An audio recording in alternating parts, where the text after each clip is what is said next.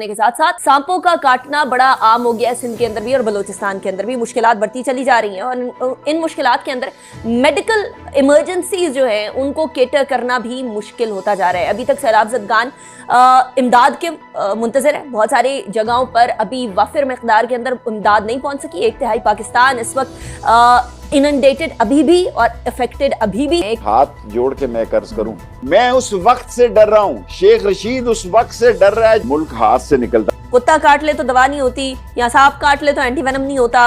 मैं तो अपनी कौम को कहता हूँ, क्यों सारी दुनिया के आगे भिखारियों की तरह भीख मांगते हो? कि इस वक्त सैलाब ज़दा इलाकों में बहुत सारी ऐसी खवातीन हामला हैं जिनके बच्चों की पैदाइश इसी महीने जो है वो एक्सपेक्टेड है। पाकिस्तान के अंदर इस टाइम पर सैलाब ज़दगान शदीद मुश्किलात का सामना कर रहे हैं। डेंगू और मच्छरों ने उनका हाल बुरा किया हुआ है, तो दूसरी तरफ सैलाबी पानी खड़ा होने की वजह से शदीद मुश्किलात खाने पीने के हवाले से पैदा हो। नमस्कार दोस्तों, हिंदुस्तान की बात में आपका स्वागत है। यहाँ हिंदुस्तान की हर खबर आपको देखने और सुनने मिलेगी, साथ ही पाकिस्तानी समाचार भी देखने को मिलेगी, इसलिए चैनल को सब्सक्राइब करना और बेल आइकॉन दबाना ना भूलें। धन्यवाद। इंडिया में का जो एरेबल लैंड है वो सबसे ज्यादा है, नंबर 1 पे उसकी लैंड आती है, एग्रीकल्चर जमीन।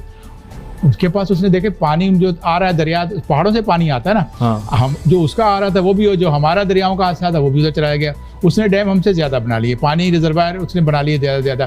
फिर उसने जो है ग्रोअर जो वहाँ पर, क्योंकि एजुकेशन के ऊपर आप तो हमसे जो 10-10 रुपया पकड़ा था डैम बनाने के लिए, वो कहाँ गया? वो डैम तो बन गए, जैसे भी कागज में बन गए जो हुआ, लेकिन आपका जो है वहाँ पर इनकलाब लाने वाला जो है वो तालीम याफ्ता ज़राअत के लोग हैं जो वहाँ पे फार्मिंग कर रहे हैं। पाकिस्तान में अगर मैट्रिक कर ले तो बंदा शहर की तरफ दौड़ता है, वहाँ पे मास्टर्स करके PhD करके खून खोल रहा है, मेरा खून खोल रहा है।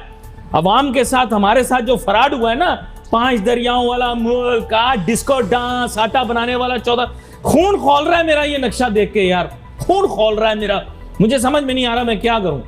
शमसुल इस्लाम खान साहब, माजरत में थोड़ा जज्बाती हो रहा हूं क्योंकि मैंने अब नक्शा खुद भी गौर से देखा तो मैं थोड़ा सा हिला हूं, मुझे हर्ट हुआ हूं मैं। आई एम फीलिंग है क्योंकि हमारी कौम बदतमीज है, जिससे पैसे लेने उसी कमजोर। देखें, कमजोर भिखारी की पहचान क्या होती है कि अगर उसको, वो जो आला ज़र्फ भिखारी होता है वो पता क्या कहता है, जो दे उसका भी भला, जो ना दे उसका भी भला। और जो कम ज़र्फ भिखारी होता है ना, जब आप उसको भीख नहीं देते यूं करता हुआ जाता है, जिससे पता लग जाता है कम ज़र्फ भिखारी है।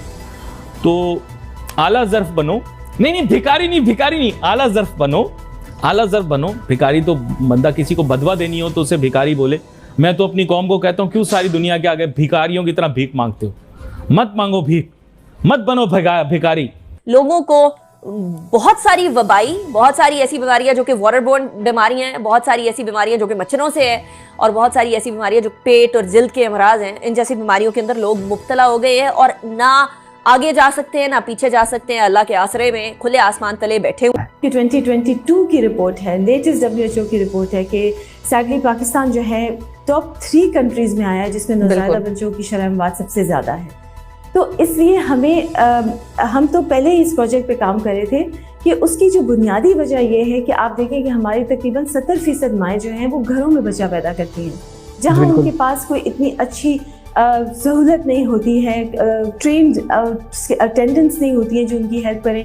तो बच्चे की पैदाइश के बाद बच्चे को बहुत सख्त खतरा होता है कि उसको इन्फेक्शन हो जाए।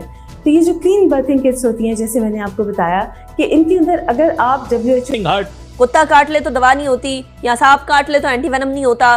कुछ सिंध के अंदर वैसे ही अद्वियात का फुकदान होता है। अब सैलाब के बाद तो ये सूरत हाल बदतरीन से बदतरीन हो गई होगी। डॉक्टर साहब, correct me if I am wrong. जी, मैं कुछ तो हमने अवेलेबिलिटी करा ली थी, लेकिन ये है कि अब तो आम दवाइयाँ भी शॉर्ट हो गई है ना, क्योंकि बहुत सारे हमारे जो हॉस्पिटल्स जो है वो पानी उनमें चला गया, स्टोर्स उनके जो है ना दवाइयाँ तबाह हो गई। उसके अंदर आपके बहुत वैक्सीन्स आपकी इसमें सैलाब के अंदर निकल गई हैं, पानी के अंदर ख़राब हो चुकी हैं। इट्स अ मेजर, जो आपको देखे पैनाडोल नहीं मिल रही है, अगर मिल भी रही है तो बहुत ज़्यादा पैसों पे मिल रही है। अनफॉर्चुनेटली एज अ नेशन हम लोगों का जो रवैया है, मतलब टेंट्स जो थे जो 3000 के थे वो 18-20 हज़ार, पूरा घंटों में उसकी वो कीमतें बढ़ रही थी। अल्लाह ताला पता नहीं इन लोगों को हिदायत दे सब लोगों को कि जी हम लोग इस वक्त तो कब कुछ ना करें। ये मतलब ये पैसा जो भी बना रहा होगा उसको लगेगा नहीं। जो इस हालात में अब तो आदमी को खाना मुश्किल होता है। अगर जरा किसी में भी हिस्स हो ना, तो हम लोग सोचते हैं कि हम लोग कैसे खाना खा रहे हैं कि जहाँ पर ये लोग इतने बेचारे मजबूरी में हैं। लोग हैरान हो रहे हैं जो बाबू आ रहा है यहाँ पे पाकिस्तान में, मुझसे नोटू पकड़ है, दे यार नोटू दे यार, मुल्क तबाह हो गया यार, पानी के नीचे डूब गया यार, ये हो गया वो हो गया, ड्रामा जो भी हमारा होता है, और अजनास की कीमतें हम बढ़ा रहे हैं।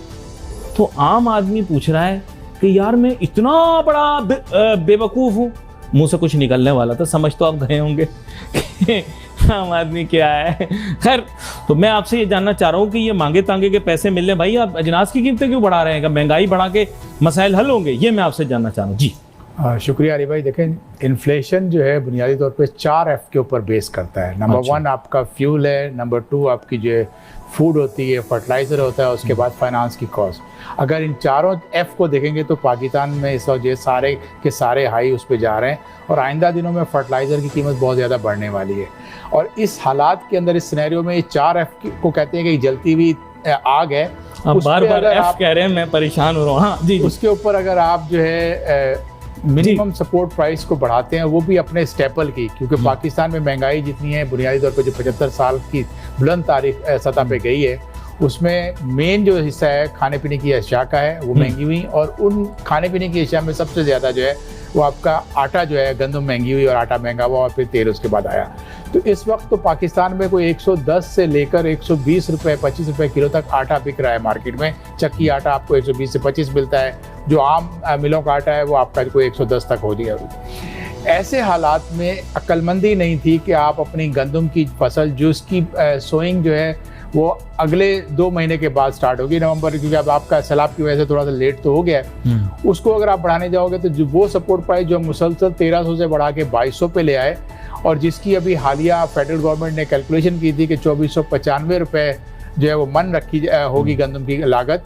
तो उस सिनेरियो में अगर आप एकदम से 4000 रुपये बढ़ाओ, तो इसका मतलब है तो आप क्या इन्फ्लेशन को और बढ़ाने जा रहे हो।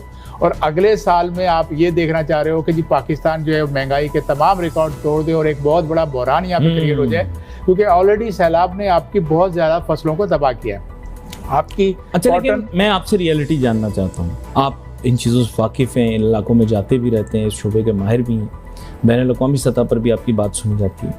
बिल्कुल सही बताना, ये सड़कों के इर्द गिर्द तबाही आई है या ये पूरे लैंड मास पे तबाही आई है? क्लियर बात। देखिए जी, इसका जो है सैलाब इस वक्त जो आपके पाकिस्तान में आया है, एक तो नंबर 1 उसका अमल दखल आपकी जो माहौलियात के ऊपर, जो आप क्लाइमेट चेंज है उसका असर तो था ही। टेम्परेचर तो हमारा दुनिया का भी बढ़ रहा है और हमारे जिस रीजन में हम हैं वहाँ पर भी बढ़ा।